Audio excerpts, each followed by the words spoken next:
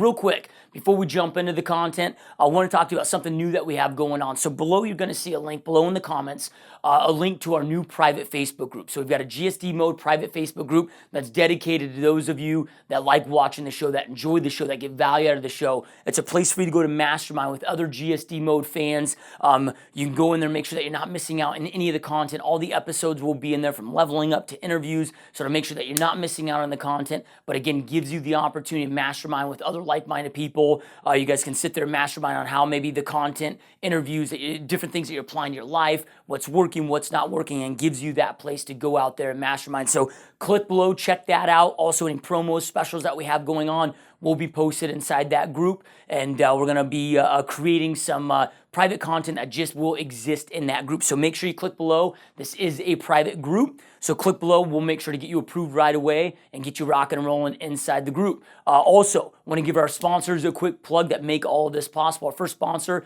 is Perfect Storm, www.perfectstormnow.com. It's the real estate software that I use in my business. Helps me go out there and generate well over 1,200 free leads every single month and over 30 paid leads every single day in my real estate business. It's the most effective, affordable lead generation, front-end branding website that exists out there. So go check us out, www.perfectstormnow.com. Also, my 90-day mastery bootcamp. If you're looking for a mentorship in your real estate business, if you're looking for a coach, it's by far the most effective, affordable, hardcore coaching platform that exists out there. I give you my whole entire playbook. I walk you through it. I show you what we're doing to go out there and sell over 2 homes every single day, and what we're doing to go out there and produce at the high level that we produce. The whole entire program, you guys, is only $997.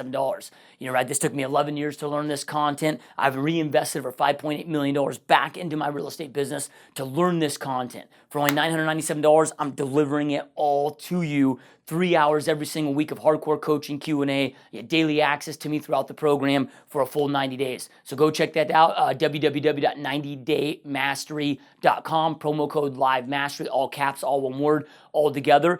And if you go through that program, then you're given the opportunity, you don't have to move forward, but you get the choice to move forward to our private Mastery alumni group. So that's continued mentorship for as long as they want to continue with me. We have 2 in-person masterminds. It's the only group that I do in-person live hardcore masterminds twice a year, 20 hours at each event. It's only $50 a month, right? So if you want to take your life, your business to the next level, go check us out. All right, let's jump in today's content. Hopefully you guys enjoy this content as much as I enjoy it.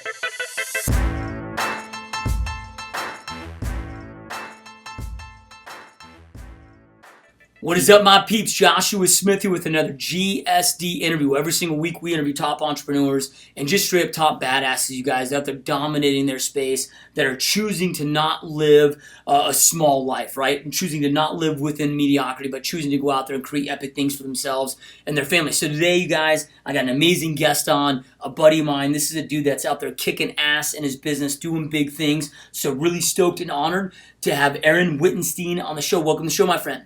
Hey, what's going on, man? Thank you so much for having me out here. I swear, you are one of the few people that I think has more energy than I do. This is going to be intense. We're just going to we're going to be like coffee all over the place. Yeah, I love it, man. I love it. Well, we were talking before the show started about energy and the importance of energy management just in your life and your business. And I think it's something that people don't, focus on. But, dude, it's so ungodly massive, bro. Oh, yeah. Because, I mean, I've gotten enough listings where people just said, I remember I got one listing. I asked her, I'm like, I met with her at 9 o'clock at night. She's like, why did you give me the listing? I'm just curious. She's like, I've never met anybody that late at night with that much energy. I'm like, all right, boom, I got it. So yeah, I love it, man. So, I know today, man, you've got a very successful real estate business. You've got a very successful private Facebook group that you started with thousands and thousands of members. You have thousands of people that watch you every single day, doing a lot of your lead generation. But before we get into what you're doing today, dude, let's rewind the clocks, man. I'm really interested in your journey on how you got started in entrepreneurship in the first place. So run it back, high school, college, whatever that looks like what led you to this journey? Well, it started when I was 7 years old with my first lemonade stand. and I had competition with my buddy's brother down the street. So we had to try. They tried to undercut us, but then we started adding pretzels and baseball cards onto it. So that's where it started. Then I started selling baseball cards. Then I did telemarketing starting at 15 years old. I did telemarketing from 15 until 19. I got fired from a telemarketing job for cheating on hours. And then at 19 years old, my mom was working part-time for a real estate agent, and I started doing cold calling at 19, calling apartments for rent in Illinois. That's where I started. And then I got licensed at 21. I sold real estate in Illinois for about 12 years. And I did like a decent business out there, but I don't know. I mean, you've got a family, so you know how it is. When you have a family, you work a hell of a lot harder, right? Yeah. I was a single guy. So, I mean, I go make $150,000. It's no sweat off my back whatsoever.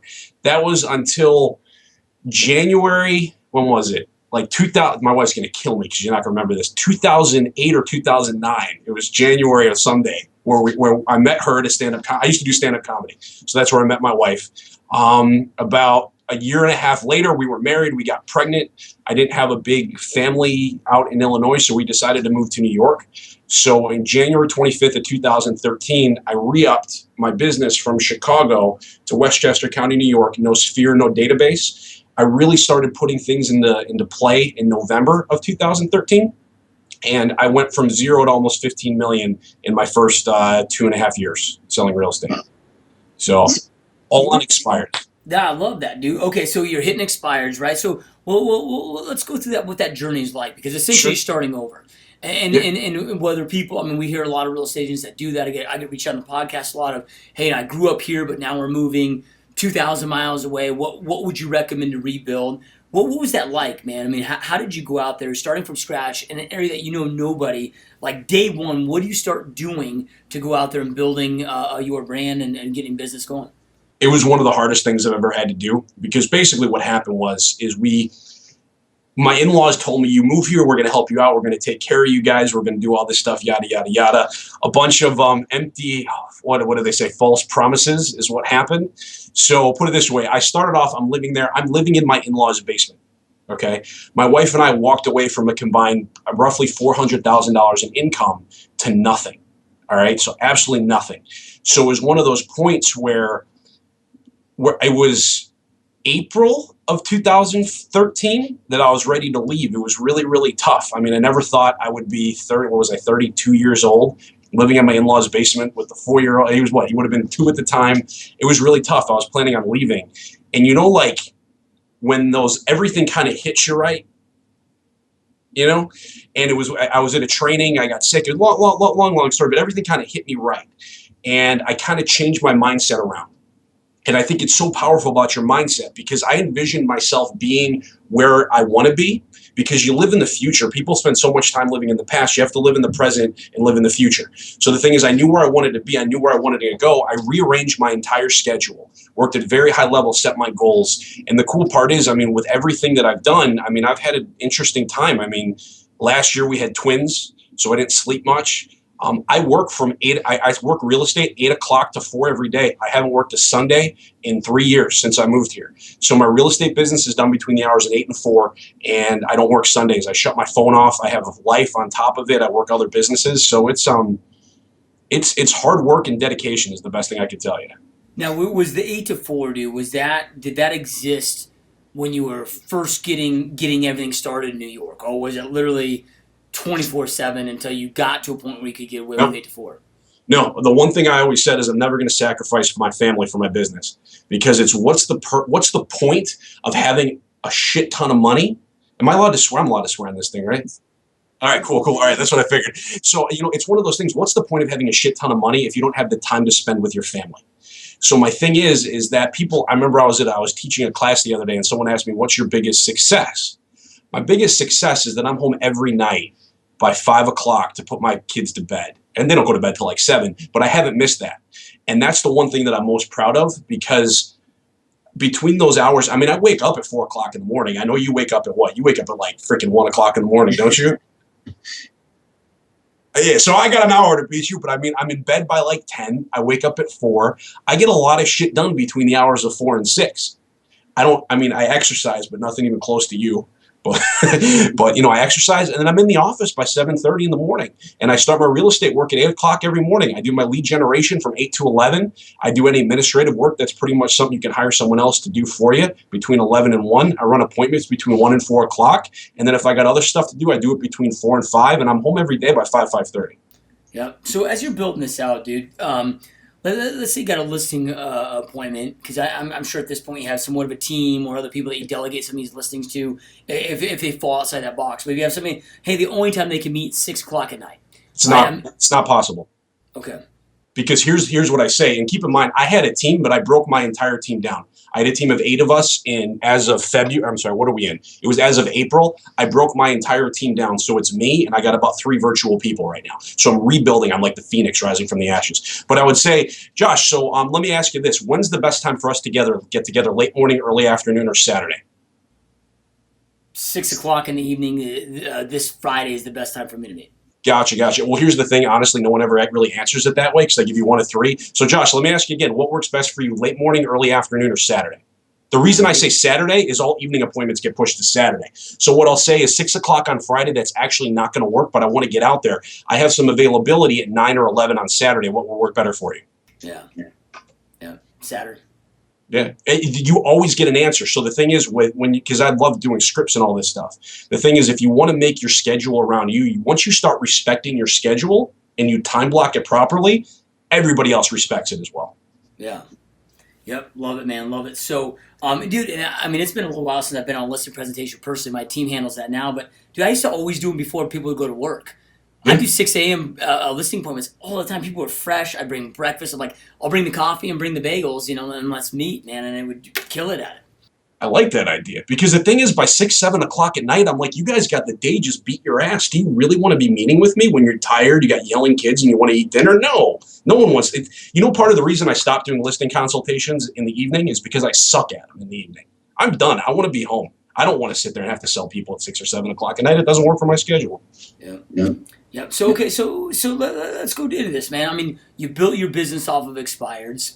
You continue doing big things off of expireds.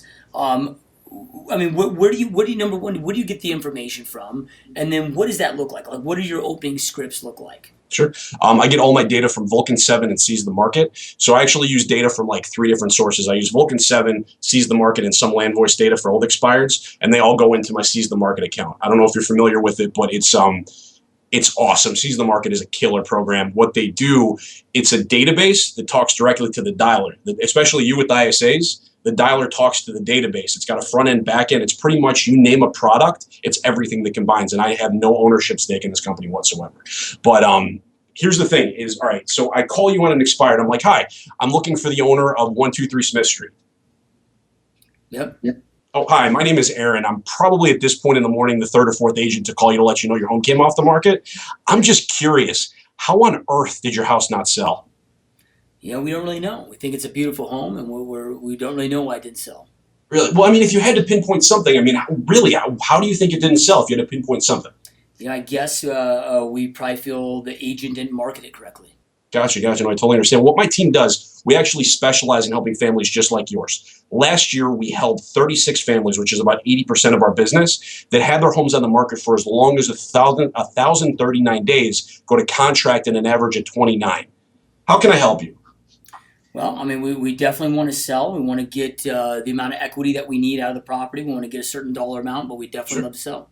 Sure. I'd love to stop by and have a conversation. What works better for you, late morning, early afternoon, or Saturday? Yeah, boom. There you go. Right there. That's it. That's my script. The reason I started using that one is when I asked you how on earth did your house not sell, you can tweak the word around and make it based on somebody's personality type, but it's an open-ended question that it's a pattern interrupter. No one has any idea what to say when you do that. Yep. So, and I don't know if you've found this true in your business, but I've heard a lot of statistics out there that say, 90% of expireds wait for 3 months before they relist. They still have a goal of selling, but they're sick and tired of maybe making their beds every day, cleaning their homes up every day. What is the follow-up? I mean, what percentage are you popping right up front? What do those numbers look like? And then, from there, what's the follow-up process for that vast majority that want a little bit of a breathing, time frame before they relist? Yeah, I mean, if I look at my listings right now, I've got like 19 or 20 active listings. Out of the ones that are expired are probably 15 of the 19. 13 of those are old expireds. What I consider being an old expired, it's something that's expired longer than 3 months. So very rarely, you get the slam dunks by just doing the activity, but those don't happen. The follow-up is pretty much, once we speak, and you tell me, okay, so when do you want me to call you back? I just cut that time in half, and I just keep calling and calling and calling and calling, and I tell, whenever they tell me to call, I call them. It's really not rocket science at all. I don't do any mailings. I send them an email out with my pre-listing package and my 150-point marketing plan, but other than that, it's just all phone call follow-up. Yeah. Yeah, so, I mean, what percentage, just to give people our listener base, because, I mean, 85% of our listeners right now are in the real estate industry, right? Yeah. People get so discouraged. They're like, holy shit, man, I just called 100 expireds. I had, 30 of those pick up their phone. 19 of them told me to F off. Like, they get so discouraged and they don't keep pushing with this. So, like, what is the percentage? Just so people understand the numbers and what to expect and so they don't get this discouraged. What is like the now business from it? And then what's the percentage of down the road? And then what's the average length of time? I want to say, I mean, now business, 10, 15%. You really, the now, you're not going for the now, you're going for the later. If you want to get the now, you will not get the now. You can't have that mindset. You're going to see the work 90 days from now because you're following up and following up. Keep in mind, these people, their home just came off the market. No agent sold their house. They're freaking livid because they're like, okay, no one sold my house. Now I got 300 agents calling me. So you got to give them a break. But the thing is, if you're expecting now results, it's not going to work. I've been calling expireds every day, 3 hours a day for 2.5 years. Okay. And now I'm actually, like yesterday, I had an expired that said, call. He's like, come list my house. House was off the market 1.5 years ago. So if you're not willing to do the follow-up and you're not going to do the follow-up, you may as well just quit because it's not worth your time. Yep. Couldn't agree, man. Fortune's in the fall, dude. So if you had to like pick, like if you had like, okay, here's your one list, dude. You get one list that you can call, but you can only choose this one list from expired. So whether it's like day 1, day 90, 6 months, like, but you only get one choice. Like, where's the goal, dude? Oh man, here's what I'm gonna say is I want the brand new ones before anybody calls them. I want to get here and call before, because what's going to happen is if you're not the first one in the expired, you may as well be the last ones. So no matter what, if I'm one of the first 2 people to call, I can have a pleasant conversation with them. If they list now, I'm all over it, but otherwise I'm going to build my database. So if we're looking at sheer, in my opinion, quality, the brand new ones, but if we're looking for mass, I want to call expireds that are like 1 year out.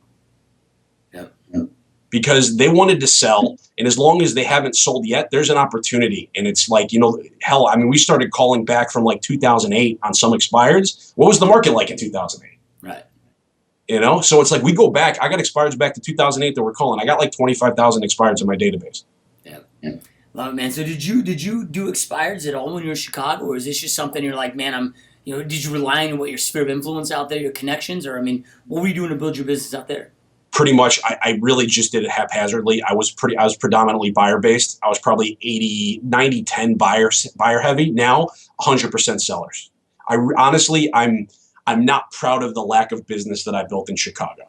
But the way that I look at it is I was single and I didn't care. I really didn't care. And now I do. And it's amazing what a family does for you. So what was that turning point though, dude? Like what made you then move to New York and decide, hey man, I'm gonna do 180. I'm gonna switch my business, go seller base, and attack expireds? I'll give you 3 guesses on what made me move to New York. Well, 3 guesses. Well, you already mentioned it, right? I mean, it's my wife. It's my wife. The shit we do for the women we love. So for me, I think the cool part was I got very stagnant in Illinois. And it was really nice to move to a new area, because people look at it, if they move to a new area, it'd almost be like a negative.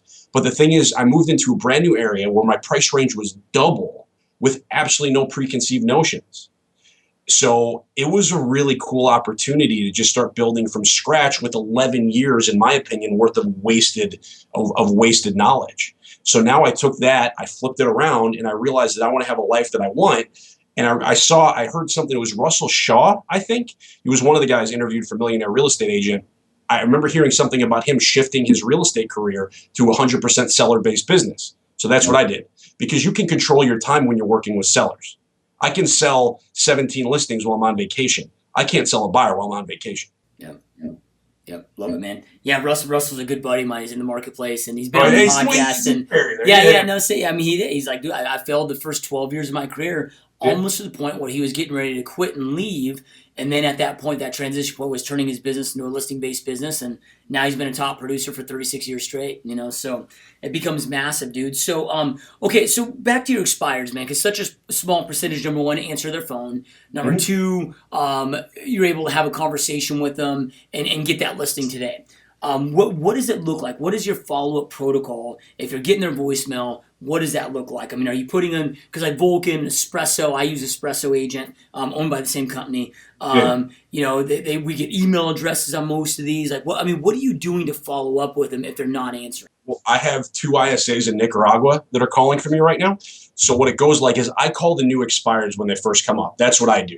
Then they contact, the only thing that they do is they call expireds for 30 days. So we call brand new expireds we call the last 30 days of expireds 3 times a day for 30 days.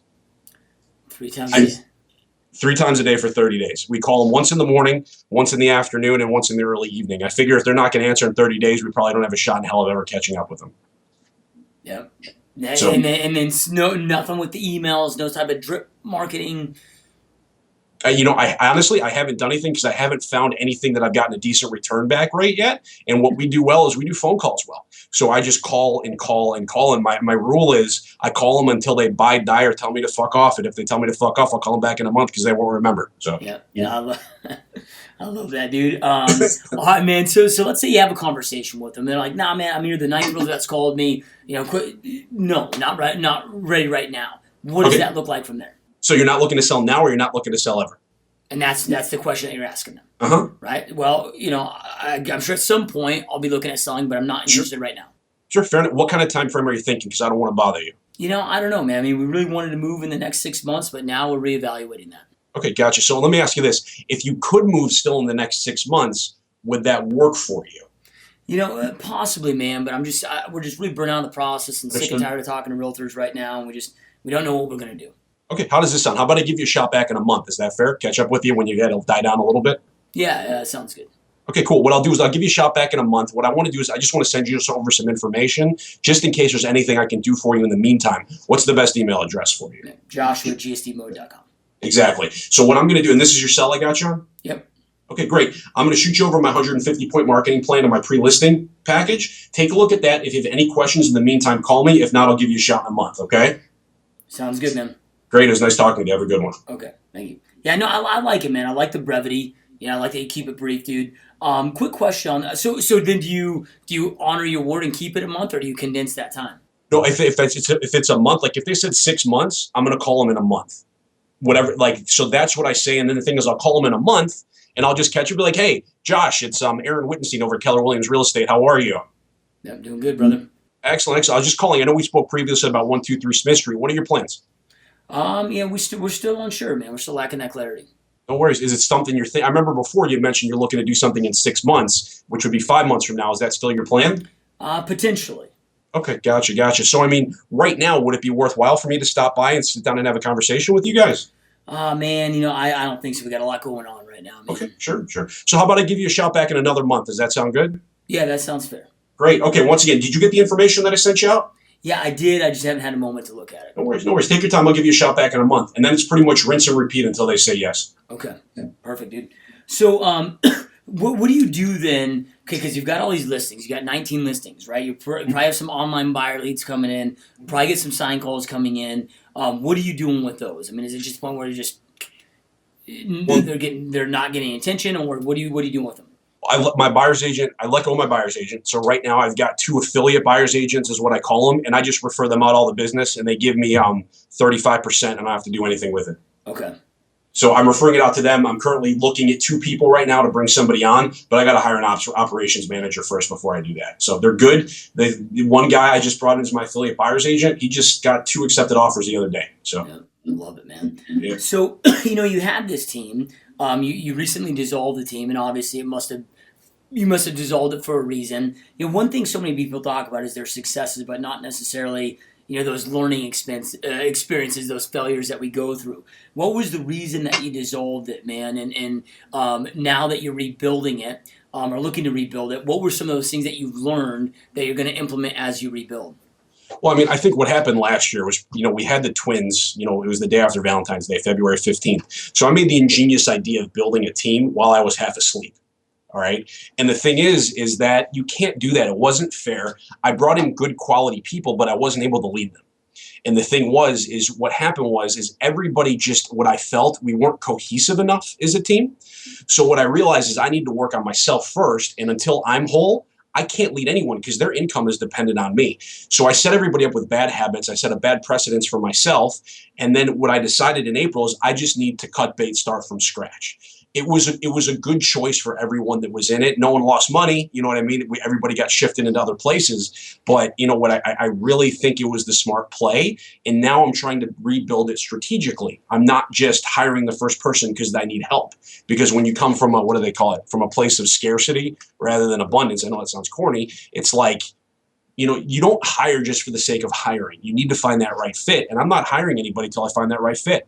And right now I'm looking for an operations manager, an in-house ISA, and a lead buyer specialist. What I have is my wife's my part-time assistant. I have a listing coordinator / transaction coordinator who's in Pennsylvania. And I have two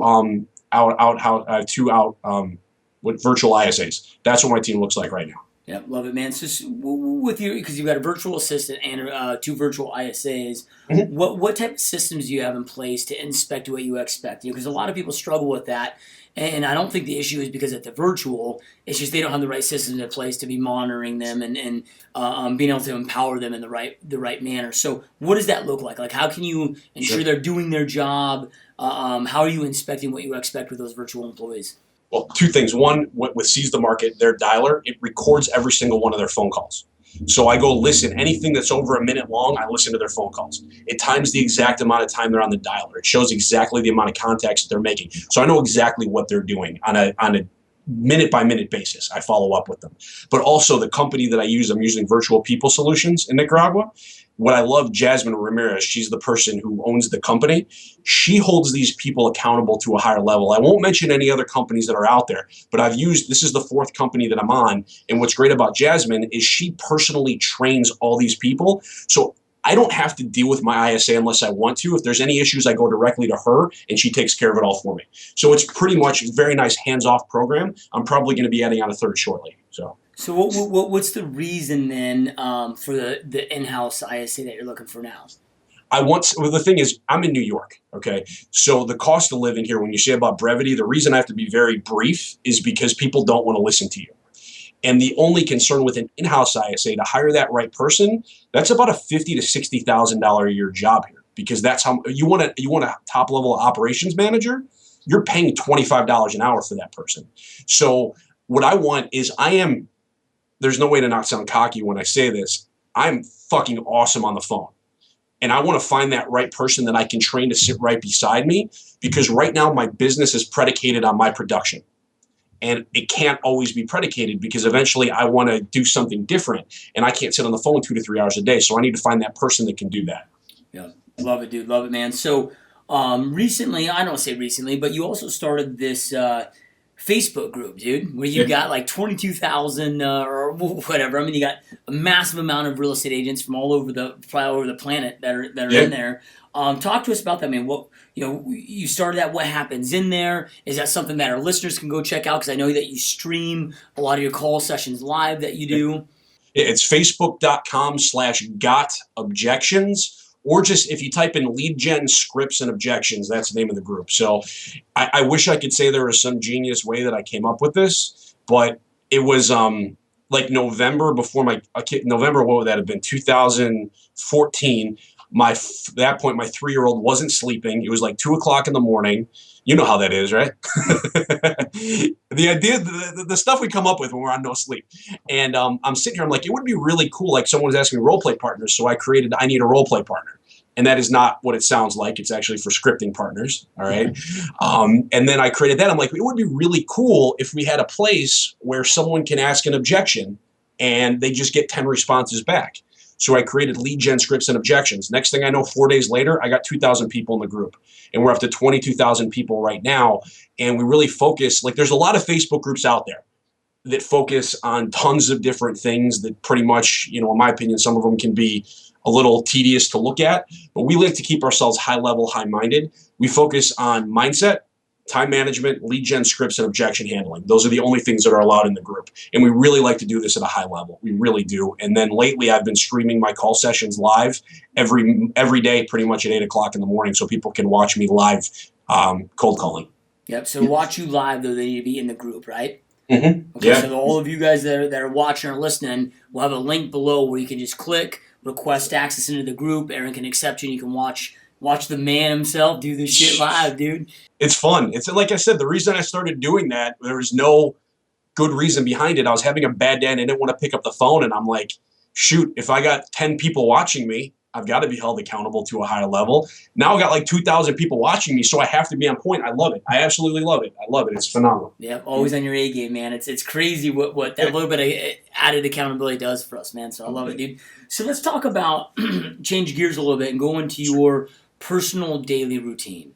Because I know people might hear that you work 8 to 4.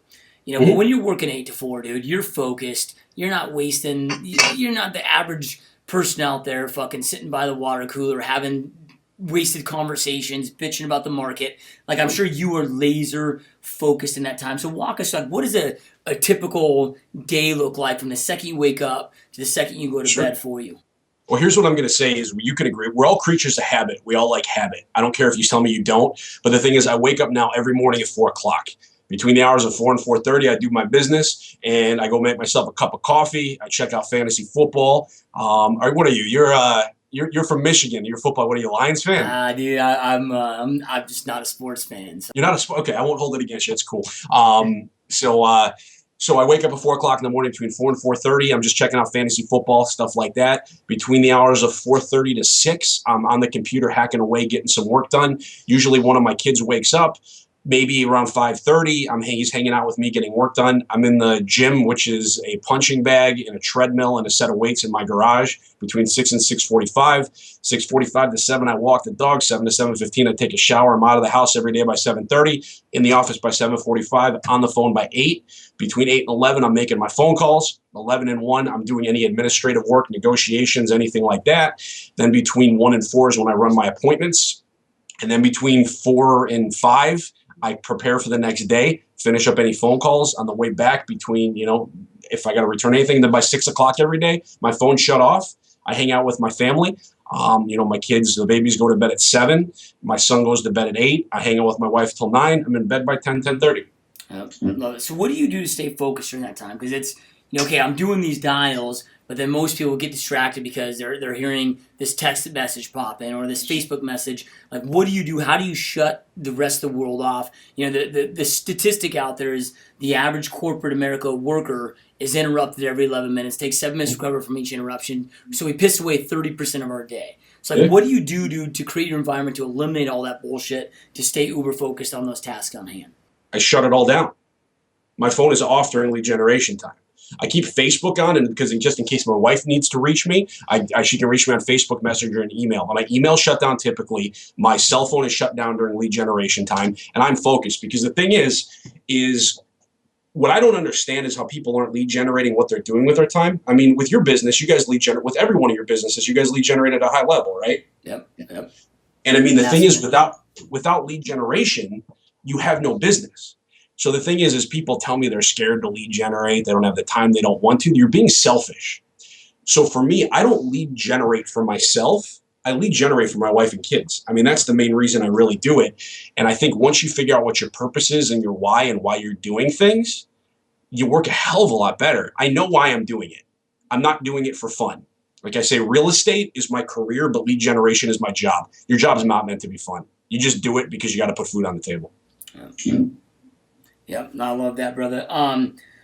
So I know you're a dude that is always looking at growing, right? All about your growth. I mean, do you have any top whether it's books or any type of course or whatever that looks like that you've taken that you highly recommend to our listeners that have had a massive impact, not just on your business but maybe your overall life?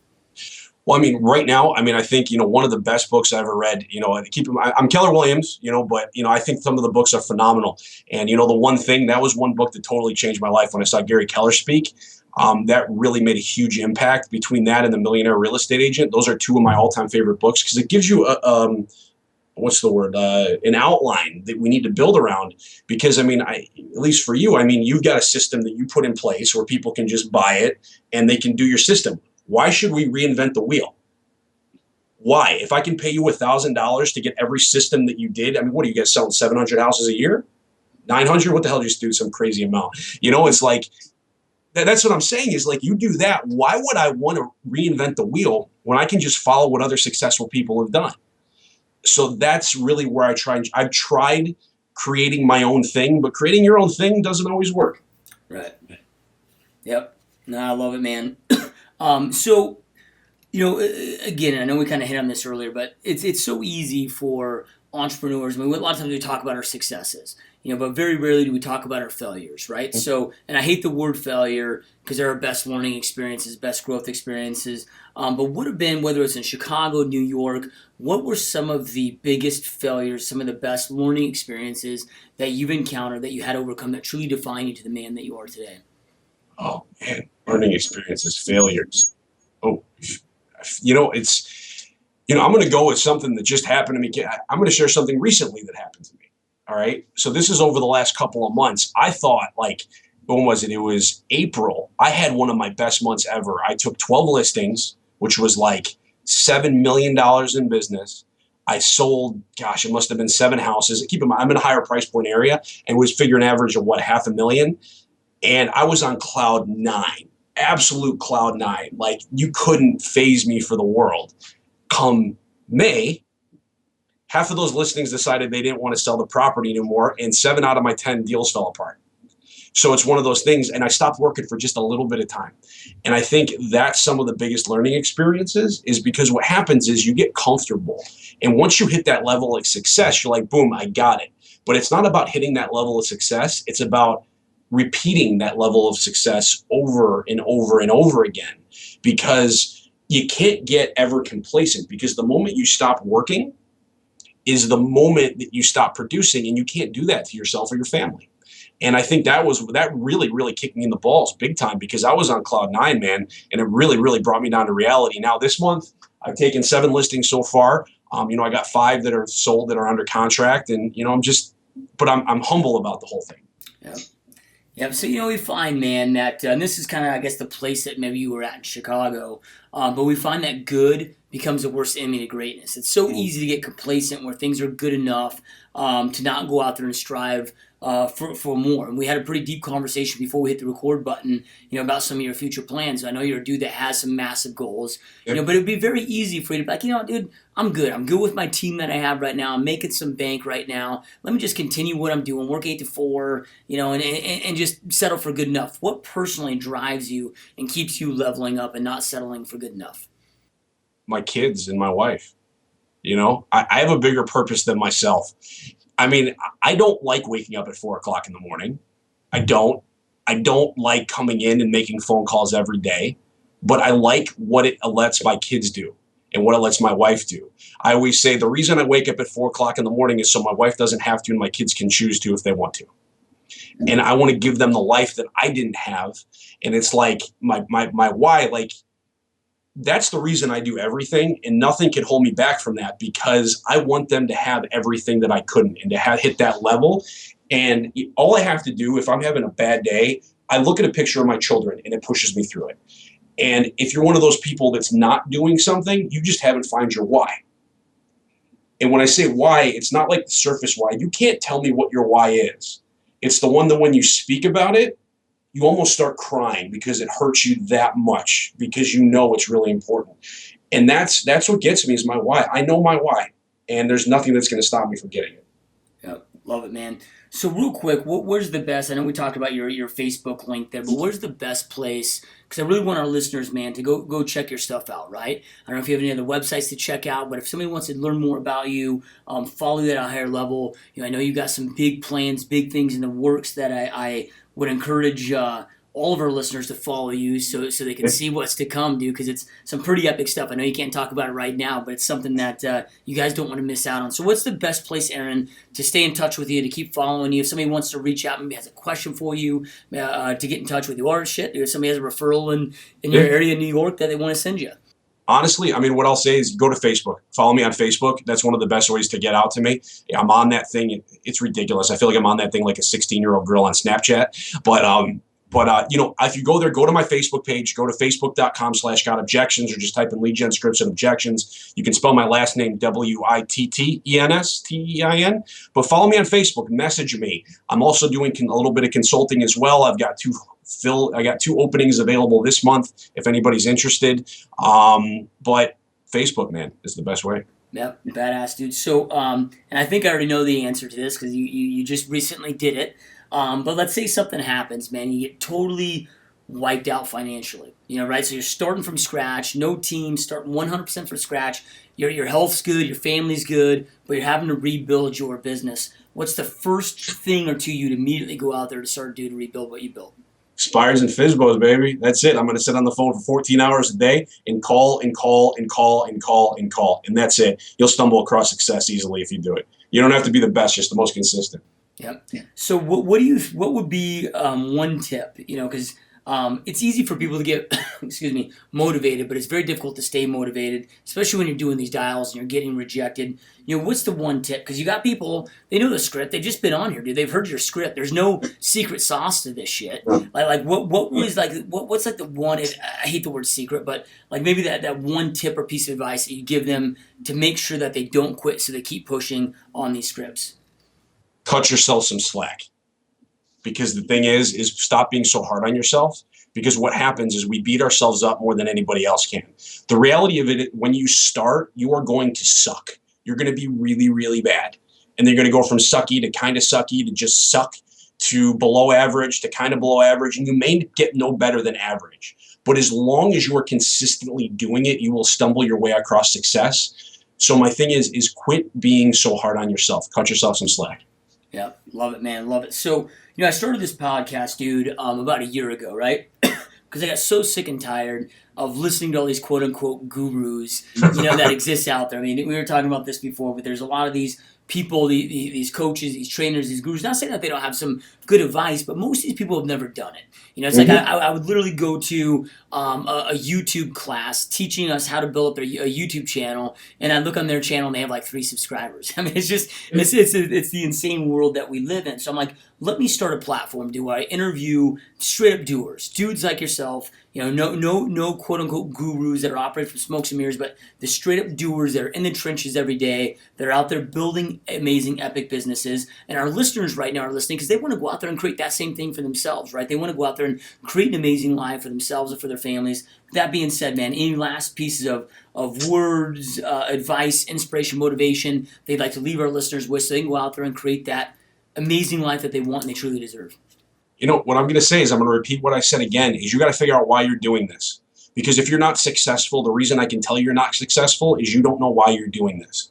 And the thing is, you've got to figure out that why. And the moment you figure out that why, that deep down why, that one that's like in your fucking gut that you can't speak about, when you figure that out, success is just a product of knowing that, because you're working for something better. And the thing is, you realize that when you're selfish if you're not doing it when you know that. And that's the reality of it. You got to figure out what that is, and just work just work smart, work your ass off. I don't know. Yep, I love it, man. Powerful words. Profound words from a bald guy. I dig it, man. I love it. So, to our listeners, I know every podcast with this, you guys, but information without implementation is the start of delusion, right? You got to take that information, go out there and implement, take massive action on the information that you receive, and that creates power in your world. So, you guys, Aaron dropped so many just amazing nuggets, so much amazing information that can help you go out there and kick ass at a massive level in your real estate business. And the cool thing about this, other than, buying Espresso Agent at $159 a month or Vulcan that's maybe $300 a month, doesn't cost you any money. Your ROI can be massive. So take what Aaron taught you today, go out there and implement and create that power that you want in your world. And Aaron, it's been a massive honor, bro. I know how busy you are. I appreciate you taking time out of your busy day to be here, dude. It's been awesome. Thank you, man. Thank you for having me on. I appreciate it, and I like you. I'm gonna stay in touch with this guy. I like this guy. I like this guy. Eagles got to soar together, baby. There we go, man. There we go. Thank you again, man. And everybody, just go out there, do what you got to do. Go make some money. Yep, and you guys go out and click on the links right now. We'll have links below, whether you're listening to this or watching this, links below to go stay in touch with Aaron, join his Facebook group, and I'll probably see you guys inside the group, and we'll see you next time. Peace out. Adios.